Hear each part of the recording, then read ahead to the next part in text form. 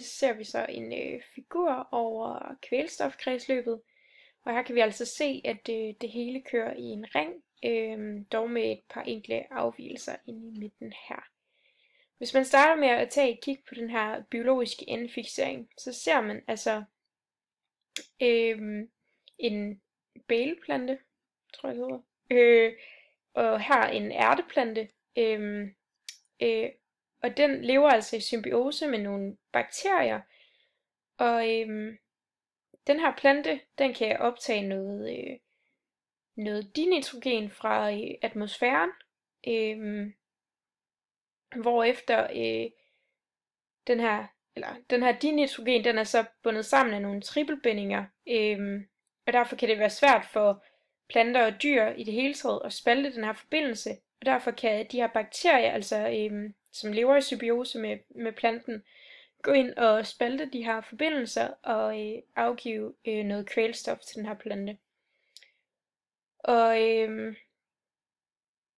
planterne og mennesker og dyr, de bruger kvælstoffet til at opbygge nogle proteiner.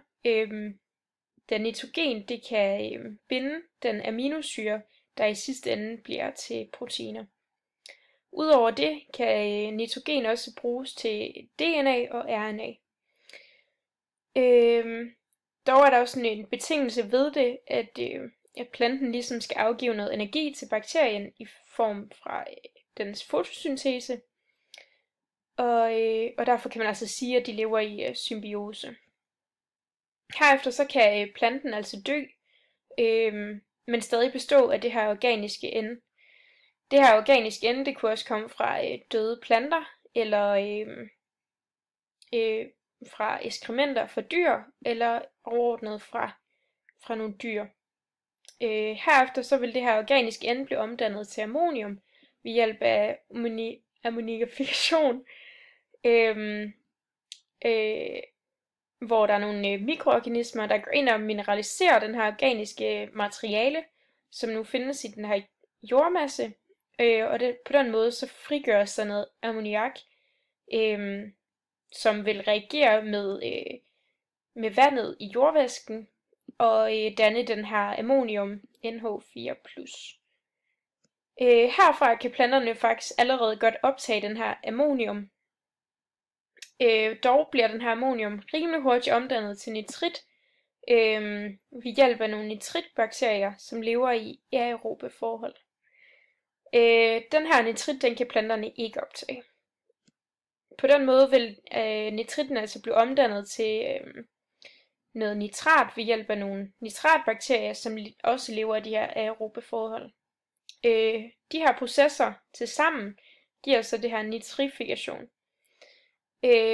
Nitraten her, den er negativt ladet. Det vil altså sige, at nitraten den kan udvaskes fra kvælstofskredsløbet. Og det kan altså lade sig gøre ved, at de her jordpartikler, de også er negativt ladet, så kan nitraten nemt komme ned til grundvandet, uden at binde sig til de her jordpartikler. Herefter er noget, der hedder denitrifikation, som også sker som den her nitrifikation under aerobe forhold af nogle kvælstofbindende bakterier. Det er denitrifikation, men med de foran vil det altså betyde, at man fjerner nitraten fra et kvælstof, eller fra et kredsløb. Her vil nitraten altså igen blive omdannet til det her frie kvælstof og sendt ud i atmosfæren. Atmosfæren den består af 78% kvælstof. Det skal også lige pointeres. Noget af den her nitrat, den vil så blive omdannet til ilt. Den frie kvælstof her vil også blive brugt i en industriel indfiksering, hvor den her fabrik her vil producere noget NPK-gødning. Og NPK-gødning, det er bestående af oxygen og den frie kvælstof her fra atmosfæren af, hvor man omdanner noget ammonium eller nitrat, som nævnt tidligere kan optages af planterne, som man også kan se hernede. Det er nogenlunde den samme proces som den her biologiske indfiksering. Processen vil altså binde nitrogenen i en gødning, der kan binde det organiske N ned i afgrøderne. Det kvælstof skal afgrøderne også bruge til at opbygge proteiner, DNA og RNA.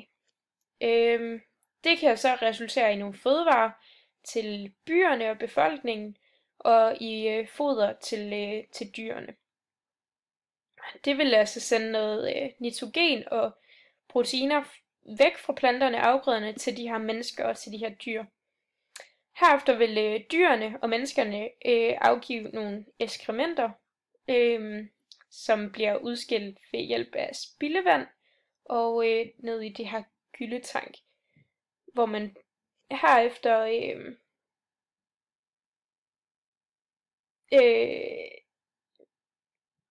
det her gylde her vil noget af det blive omdannet til noget organisk N igen, og der vil opstå noget ammonifikation og nitrifikation, men dog vil også noget af det fordampe som ammoniak ud i atmosfæren, som på den måde vil være med til at forurene. Og det kan altså også komme fra de her fabrikker, og det her udstødning, der kommer nogle små partikler, som hedder noxer, som også er med til at forurene. De her noxer, de kan gå i forbindelse med regn eller tordenvejr, som på den måde vil nedsende noget salpetersyre, og som positivt set vil give noget gødning til markerne og afgrøderne. Det er selvfølgelig godt for markerne, men det kan altså også forurene det her salpetersyre, hvis det bliver nedsendt i andre økosystemer som enge eller søer. Ja, og så kan man altså på den måde se, at kvælstoffet det kører i en ring, og på den måde danner et kredsløb.